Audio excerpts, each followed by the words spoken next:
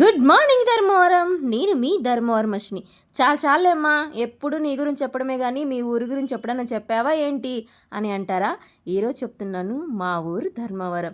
ఎందుకు ఈ పేరు వచ్చిందో తెలుసా? ఎంతోమంది ధర్మాత్ములు పుట్టిన గడ్డ కాబట్టి మా ఊరికి ధర్మవరం అని వచ్చింది. తిరుపతికి లడ్డు ఎంత ఫేమస్సో మా ఊరికి ధర్మవరం అశ్విని అంత ఫేమస్. చా జోక్ చేశాను. మాది సిల్క్ సిటీ కాబట్టి మాకు పట్టు చీరలు ఫేమస్ అనమాట.